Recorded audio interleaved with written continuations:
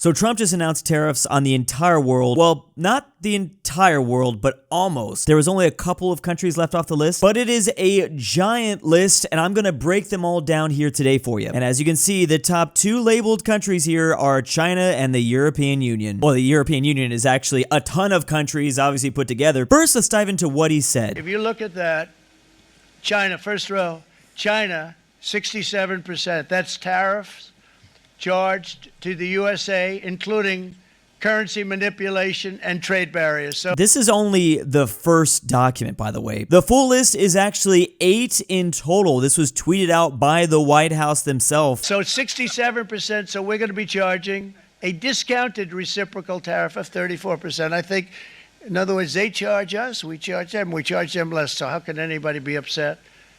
They will be, because we never charge anybody anything. Which, speaking of that, I think there's definitely a lot of countries that might feel slightly blindsided. At the same time, this was kind of brewing under the surface, like maybe this would come. Definitely a lot of these places probably weren't expecting these announcements to happen today, though. Of European Union, very friendly. They rip us off. It's so sad to see. Is he going to break down every single country? 39%. We're going to charge them 20%, so we're charging them essentially half.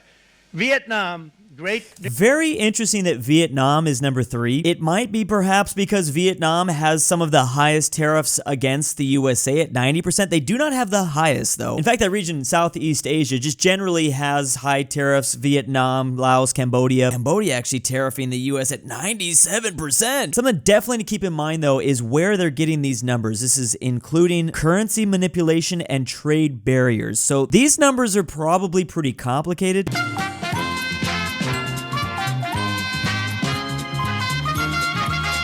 They like me, I like them. The problem is they charge us 90%. We're going to charge them 46% tariff. Vietnam, Taiwan has been a fan of Trump because of his obviously anti-China stance. Vietnam's very anti-China. I'm not sure how they're going to feel about this, though. Now we have almost none of it, except the biggest company is coming in. We're going to end up with almost 40%. Lee Zeldin's working to get their approvals. And it's an amazing company. Mr. Wei, of one of the great companies of the world, actually. They're coming in from Taiwan, and they're going to build one of the biggest plants in the world, maybe the biggest for that. That is the interesting thing, because I have heard they're going to be building computer chips in the US, yet these tariffs still hit Taiwan nonetheless. Something you'll notice is that these reciprocal tariffs the US are applying are, well, they're at half of what the tariffs against the US are at. For some places, not for all of them. They sometimes also go 1% over, like 46 and 90. Japan. Remember that Japan is, well, by some estimates, the country with the 3rd largest economy. Sometimes it's Germany. But yeah, as you can see, they've hit these top economies already in those first 5 lines. Those are some really, really important ones. Behind the resolute probably desk, why it's whichever organized like desk that. they chose. Japan, 46%. They would charge us 46%, and much higher for certain items like cars. You know, little items like cars. Well, there's definitely certain cars that we don't allow Japan to sell here, like the Toyota Helix, for example, just a nice small truck. And that was a tariff enacted all the way back in 1964, known as the chicken tax. Remember, a lot of this stuff all comes down to just making our own companies, American companies, competitive, which, to be fair, that's why a lot of other countries also put tariffs on us. They want their own companies to be competitive. For example, if we let these Chinese EVs be sold in the US, we might just possibly destroy our American car industry. Certainly right now, a whole lot of people would be buying these BYDs over Tesla. 46%, we're charging them 24%. India, very, very tough. India's a big one, most populated country on earth. To be honest, even I am surprised that so many countries made this list. I thought, you know, the EU was going to get hit, Canada and Mexico, save those for later towards the end of this video. Obviously China. But there's a ton of little small countries. I'm like, whoa. I didn't even hear in the news cycle that even those countries were thinking about being tariffed. They didn't talk much about India until now. Prime Minister just left, and he's a great friend of mine, but I said, you're a friend of mine, but you're not treating us right. They charge us 52%. You have to understand, we charge them almost nothing for years and years and decades. And it was only 7 years ago when I came in, we started with China and charged them. We took in hundreds of billions of dollars from China in tariffs. And they understood, honestly. President Xi understood. He said, look, I understand. And the other country. I will say there's weird reports that certain portions of the Chinese population like Trump, both Chinese people in China as well as Chinese people here. Countries, and they all understand. We're going to have to go through a little tough love, maybe. I don't know if... But they all understand. I don't know if... They're ripping I'm not sure if all of the countries understand. I'm sure not a whole lot of U.S. allies. There's probably a lot of countries in that European Union that do not understand. You can see it all over the internet. This off, and they understood it. Prime Minister of Japan, Shinzo Abe. He was a fantastic man. He was unfortunately taken from us, assassination. Dropping Shinzo Abe. But I went to him and I said, Shinzo, we have to do something. A trade is not fair. And he said, I know that. I know that. Dang, I wonder if he just saw the memes. Honestly, he had to have. I'm pretty sure he's seen at least one. And he was a great gentleman. He was a fantastic man, but he understood immediately what I was talking about. I said, Shinzo, we have to do something. He said, I know that. And we worked out a deal, and it would have been a much better deal, but frankly, there were many years left on the deal that was made previous to my getting there, but it was something. If you look at Switzerland, 61% to 31%. Indonesia, Malaysia, Cambodia. Oh, look at Cambodia, 97%. We're going to bring it down to 49. They made a fortune with the United States of America. United Kingdom, 10%, and we'll go 10%.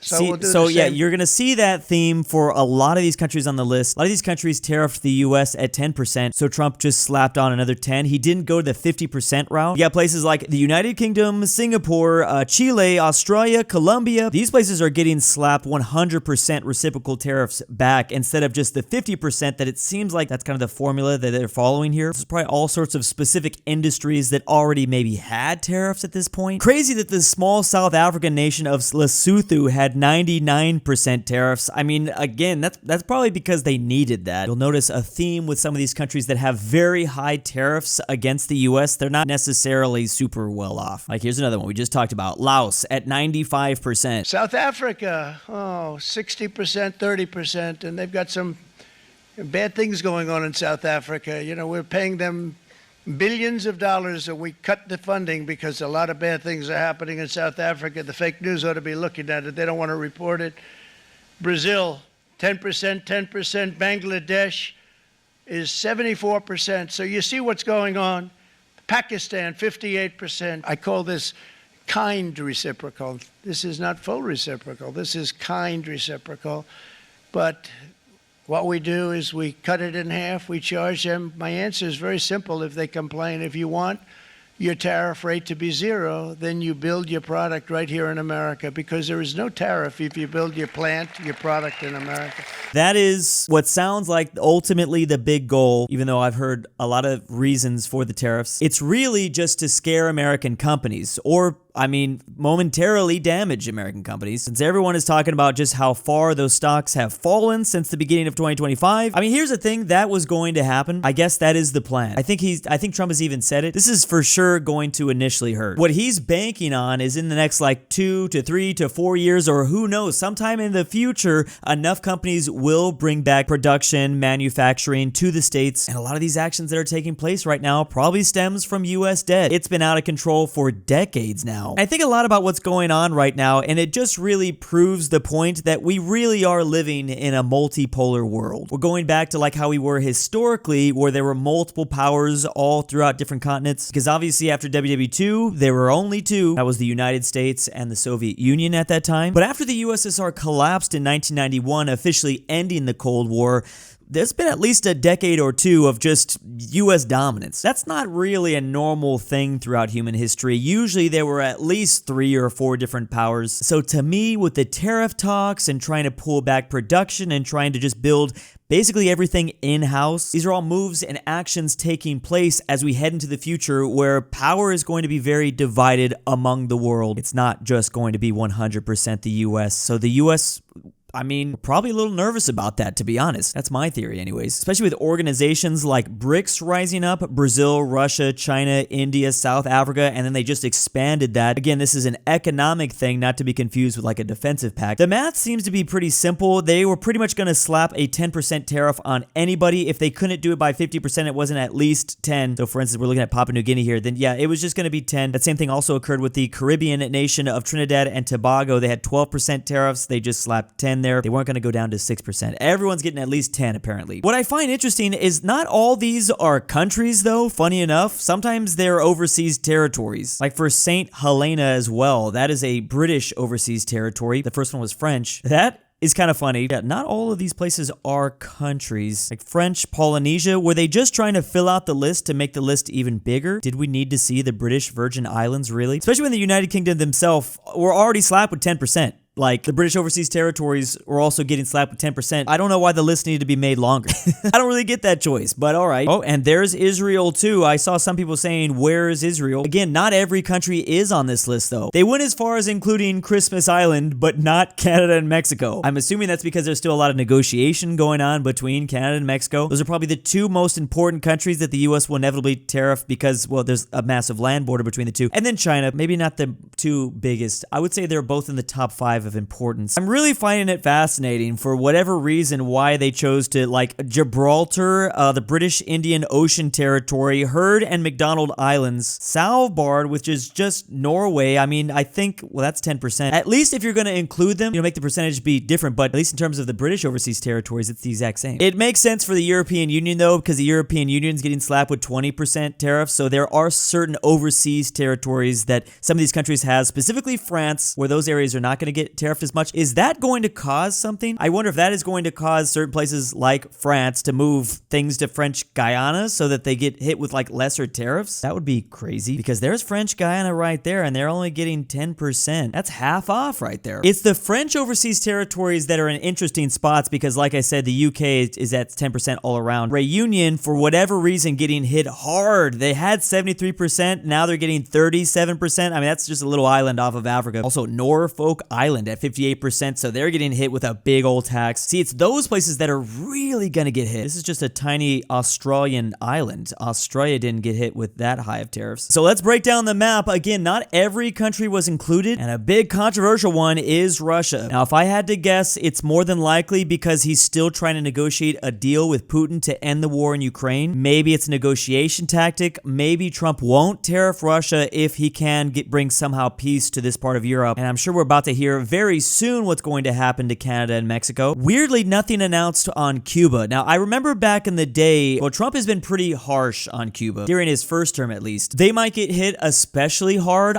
That's the thing, if you weren't on the list, like, are we to assume that you're safe? Probably not. You might actually just get hit with the, like, bigger than 50%, the little math algorithm that the list seems to be doing. Cuba might just get hit with like 100% tariffs for no reason. Very interesting to see a nation like Costa Rica not hit. Now, this nation does not have a military. They also kind of like de facto just use the US dollar. A lot of Americans move down there for retirement. I'm not sure if they're going to get special treatment. El Salvador is not getting special treatment, even though like Bukele is pretty close with Trump. I'm not sure what kind of special plan Costa Rica's got. Everybody in South America got hit though. Some places worse than others. Now, when it comes to Guyana, I'm assuming this has to do with all that new oil they just found, which is why not that long ago, Venezuela wanted to claim half of this land. Nothing was said about Belarus because, again, they're basically de facto Russian territory at this point. This is probably a negotiation tactic. I gotta admit, for some of these countries in Central Asia, I kind of just feel like they were forgotten about. Like, I don't know why.